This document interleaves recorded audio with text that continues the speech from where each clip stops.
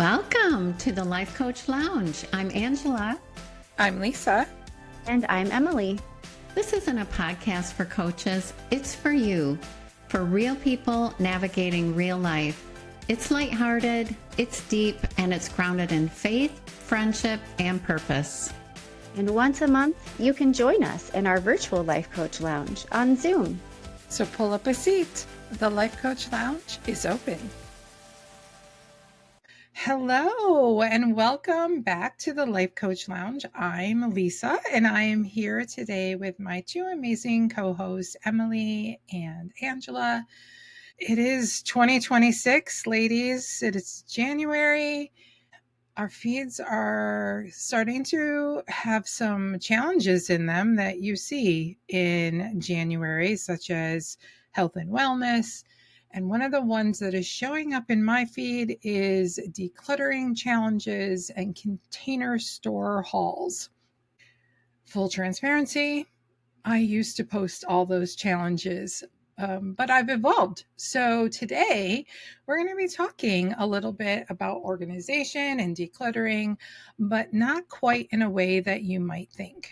We're going to go beyond the Pinterest perfect linen closet to explore what organizing can't solve and why your nervous system doesn't actually care what your junk drawer looks like. Because sometimes the mess in our homes is just pointing us to something deeper that is going on inside of us. So, as always, if anything in our conversation today resonates with you, I just want to remind everyone that all three of us have private practices and would be more than willing to help you with one-on-one support. So please reach out, ask us questions, book a consult call. So let's dive in. Exciting news because it's 2026. We just wrapped up our first virtual lounge and it was fire. It was so much fun to get into a virtual room with some women, some of us knew, and some none of us knew. And that was so much fun just to build relationships, have a sense of community. The three of us decided we're going to take the conversation from our first virtual lounge, which the topic was how decluttering and organizing and purging things in our home also connects directly to our emotions and our central nervous system and things like that. So we just thought it would be fun to make a podcast episode about that as well. With that being said, loungers, if you are not in our Facebook group, you need to get into our Facebook group. So the link for that, definitely in the show notes. And that is where you're going to find the once a month opportunity to come and hang out with us in our virtual lounge. We would love to have you there. Ladies, let's set this up. So for me personally, because I am a professional organizer on the side, my Facebook memories are showing me all kinds of challenges I presented 4 years ago. And I have a different lens now. While I can appreciate a good challenge, I also can recognize in working with both clients in a professional organizing capacity as well as clients in a coaching capacity, how those two can very much overlap and why some people feel like if I could just make the clutter go away, I'm going to feel better. And then they'll hire someone like me or any person to come in and help them. And then it falls right back into dysregulation because the underlying work didn't get done. So I thought we would just kind of talk about our own personal experiences a little bit with this. I know in the Marcos, Angela had mentioned, I don't know if this is me. I don't know if this really resonates with me. And then, or as we like to say, and also, the more thought she gave it, she's like, well, huh, maybe, maybe a little bit. So, Angela, do you want to talk a little bit about your own personal aha moment when we were discussing this topic? Yeah, so I think when we first started talking about it, I was thinking, I don't think I ever power clean when I, am feeling frustrated or whatever. So I'm cleaning instead of processing my emotions. And I thought, I don't do that. I never do that. I don't know if this topic resonates for me. And then I started thinking about when we moved and downsized and how I had to sort out things that I wanted to keep versus either store or get rid of, and all the emotions that came up for that. And then I went even farther with it and thought about all the stuff I did decide to keep and what that represents to me and why I was saving so much and holding on to so much. And some of it is sentimental stuff, but there's a good portion of it that is just represents dreams that I have that I'm not ready to let go of. And that's so weird to say that a set of dishes would bring you down that road, but it sure did for me. Interesting. Can you elaborate on that a little bit? Do you feel comfortable elaborating on that a little Well, bit? about the dreams. About, yeah, like you mentioned dishes. So Yeah. whether it's the dishes or something else, I'm just curious if you could give an example of something that you're like, this in particular thing, Yeah. I'm not ready to give up because it correlates to a dream I have. Yeah. So my husband and I have 5 kids. 2 of them are married. And I just have always had this dream that because I had so many kids, my family would just keep getting bigger and bigger and bigger. And it hasn't yet.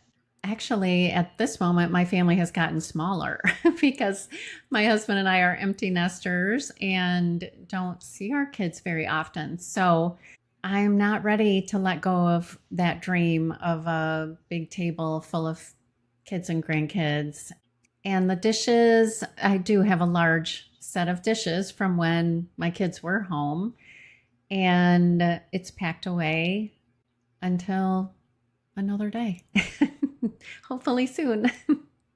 So my question is, it packed away and accessible so that in the event, hypothetically, this weekend, your twins come over for dinner and you could easily be like, you know what? I'm using those dishes. I am breaking out the dishes. Maybe not every member of my family is here, but I'm bringing them out. I know my mother always used to say to me, and I inherited the china cabinet that she had. And she would say, go get the whatever from the china cabinet. And I'd be like, oh my gosh, like my mom's going to use that? Like that looks so breakable.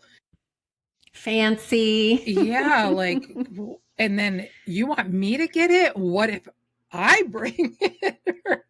I'm serving something in it and I chip the edge or something and it was my great grandmother's, and she's like, these things are meant to be used and enjoyed. So I'm just kind of asking that question with that personal thought in mind. Like when you say they're packed away, it would be awesome if they were packed away, but are they accessible so that you could be like, you know what? We're going to go a little fancy. I don't care if we got takeout. We're going to serve it on my dishes that I love. Yes, I know where they are. I mean, they are wrapped up and packed in a box, but I know where they are, and I would just have to unwrap them, wash them, and use them. Yeah. Yeah. How about you, Emily? So when you brought up this whole topic and were pitching it to us in the Marcos, and then I kind of saw your notes on it, I thought, yeah, this is me. You are a professional organizer. And I admitted this in our Life Coach Lounge live. I am a professional bufferer when it comes to cleaning, organizing. And one of the questions you asked was, what would that stuff that you're decluttering tell you? Like, if it had words to tell you, what would it say? And my first thought was, it would tell me that I have a control issue. Because when I'm feeling chaos in my mind or my emotions or my circumstances, all internal, mind you, right? All of those internal thoughts and feelings. My go to has always been to organize my space because when you feel out of control internally, for me, I gain that false sense of control by controlling my environment, which isn't a bad thing. So my buffer turns out isn't like an addiction that's terrible for me. So my whole life, I never saw it as an issue. I just thought, well, I'm just really organized. I like, everything in its place, a place for everything and everything in its place.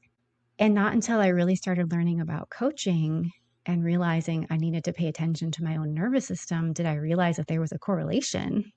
Again, it's not wrong to want to have a clean, organized space.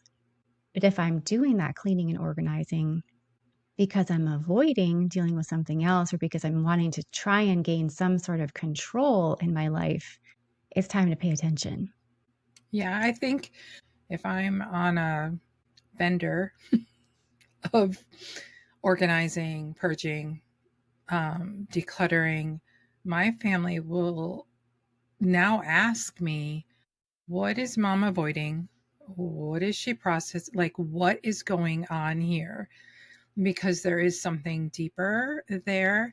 And I also, with a little bit of vulnerability yesterday, admitted that this topic that we're talking about today is something that I've been thinking about for the last month. And in doing so, in doing my own journaling and own personal work, I've recognized that times in my life when I can admittedly say, oh, yeah, that is my family was calling me out for sure. They were right. The two biggest emotions it had to do with was sadness or grief or fear.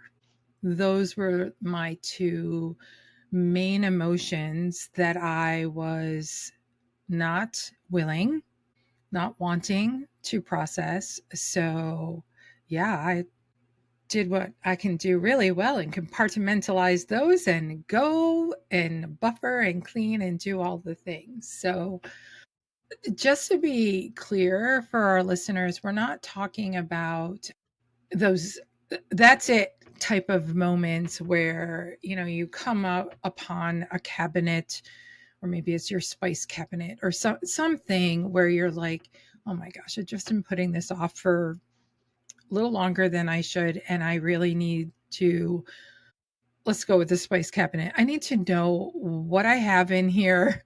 I need to know what is out of date. I need to know what needs to be maybe replaced. We're not talking about those type of moments. We're talking about those deeper moments where that emotional stuff is definitely knocking at the door and needs some attention. What are your thoughts on this, lady? Sometimes I think that it's subconscious.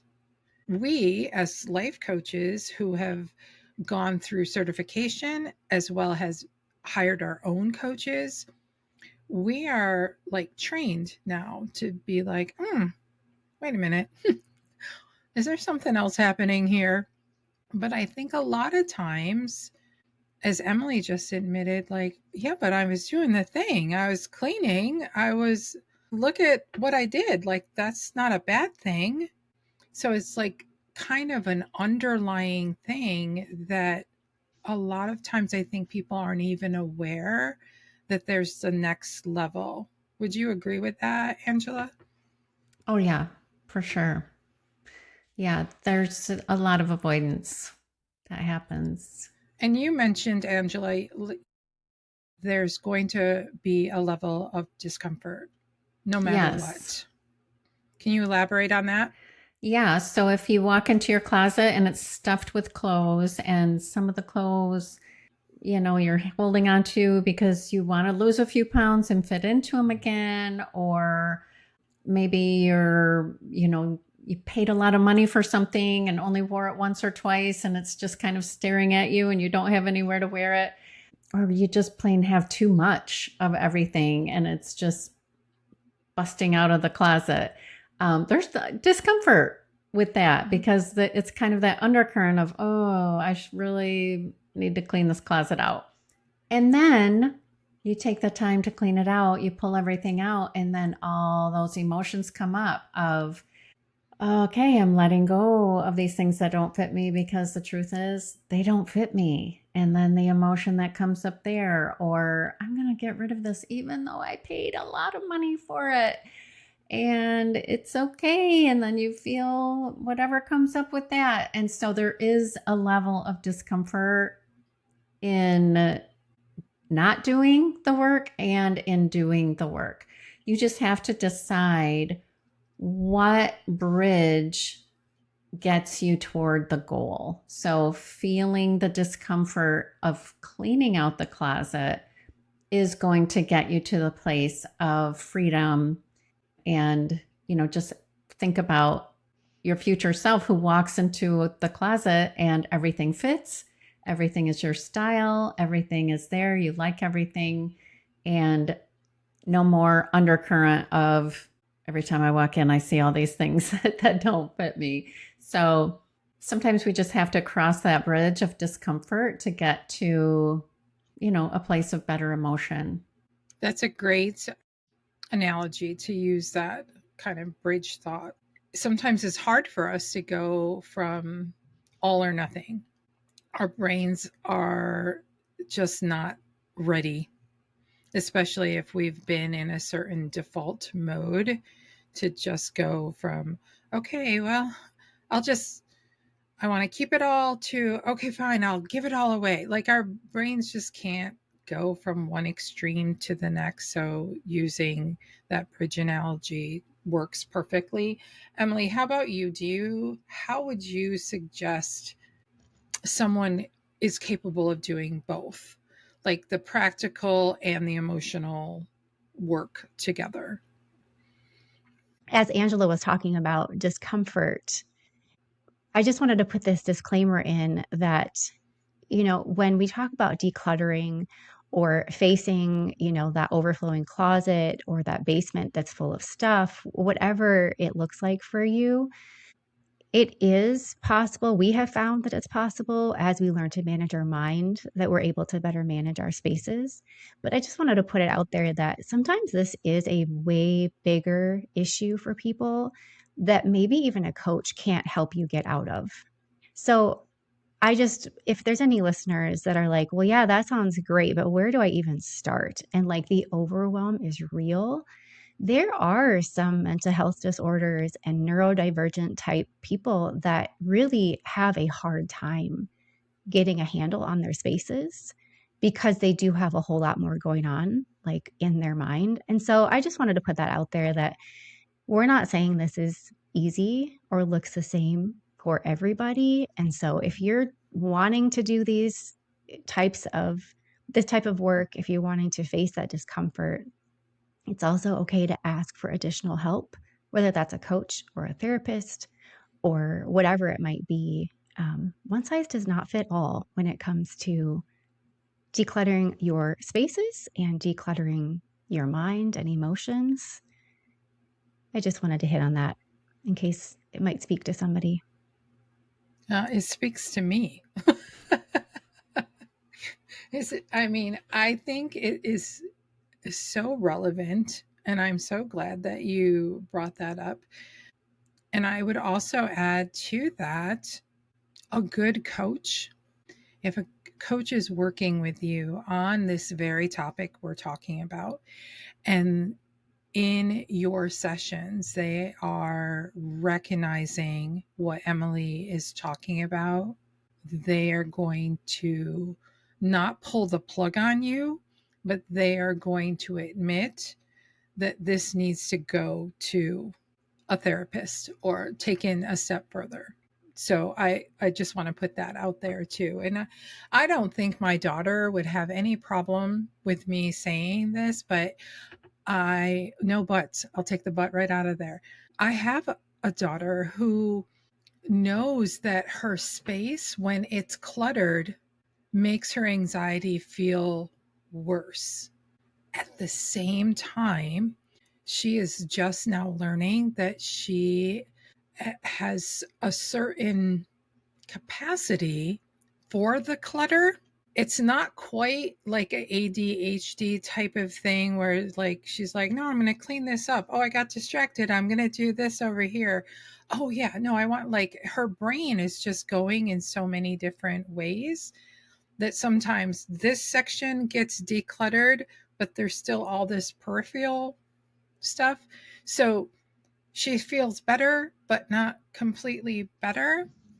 Yeah, full disclosure. She is going to school to become a therapist herself and is in therapy and would 1000% agree with everything Emily just said. So I think that's important. I think that was a valid piece to this bigger puzzle.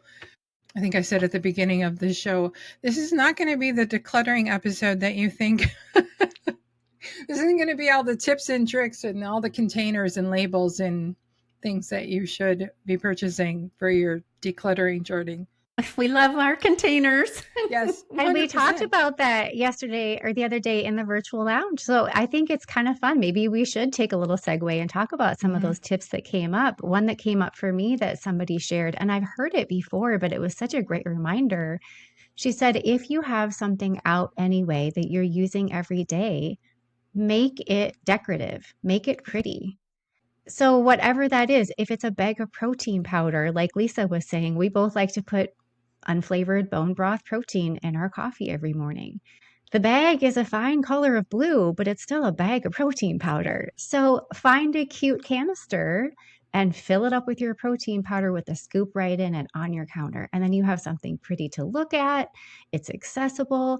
So for me, that was a really fun little takeaway for me. If it's going to be out anyway, make it pretty, make it decorative.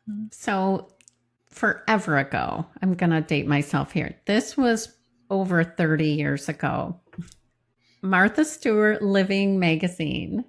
I subscribed to Martha Stewart Living Magazine, and she had one of these, I don't know if it was organizing tips or if it was just a beautiful photo. And she had an old wine bottle or vinegar bottle or something that she had put one of those little spouts on, and she put her dish soap in this bottle and put it next to the sink. Of course, moi, having wanting to be Martha Stewart, had to have this bottle of green Palmolive dish soap sitting out next to my sink, and I was just the fanciest person in the whole neighborhood. But something like that, right? Like the dish soap being decanted. Now you can buy all those kinds of things on Amazon for the dish soap and hand soap and all that. But yeah, forever ago I did that, and it really made a difference. It just made it feel special. This just gave me another idea for another podcast, listeners. So we mentioned also in this same vein of making things pretty, if you're a thrifter, hit up your local thrift shops and find some cool, fun things. So maybe we weave thrifting into a podcast episode. We need to. Yeah. I'm all for that. It's one of my favorite pastimes. I think we need to do that. Okay.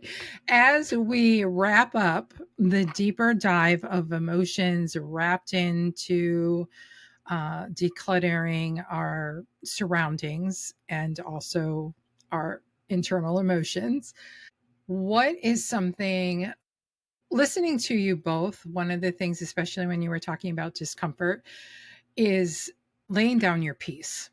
when you're in those moments of like you open your closet door and you're like, nope. And then you close it, like you're laying your piece down. And that women of faith here know that that's not living in our true authentic self. We don't want to lay our piece down. We want to carry our piece with us.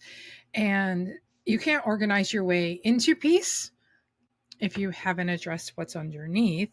So is there a few that's my takeaway from today's episode. Do you two have like a little words of wisdom kind of all wrapped up besides pretty Palmolive bottles of Those are wise words right there. That's a fun takeaway. Yes, I'm not opposed to that being the takeaway. I will say something that came up for me again as we've been talking about this in the Marcos and in our virtual lounge.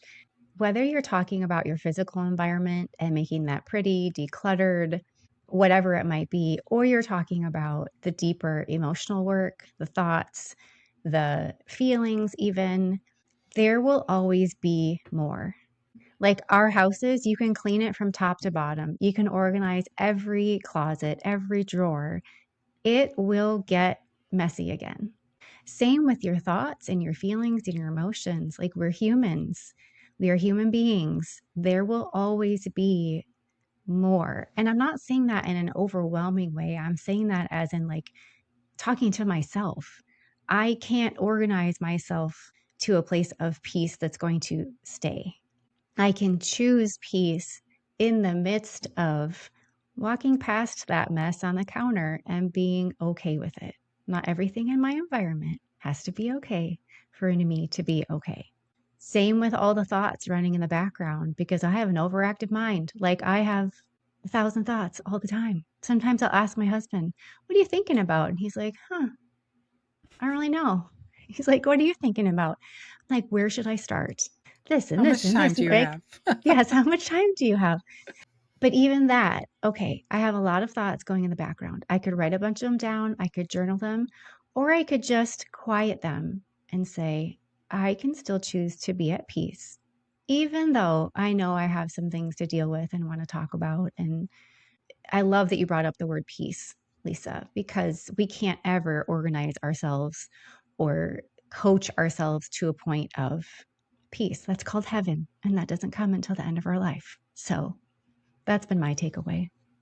Do you have another nugget, Angela? Yeah, I think if you are having trouble letting go of things, whether it's the dishes or something sentimental or clothes that you paid a lot of money for, instead of the mindset of I'm getting rid of, you can shift that to I'm blessing someone else with.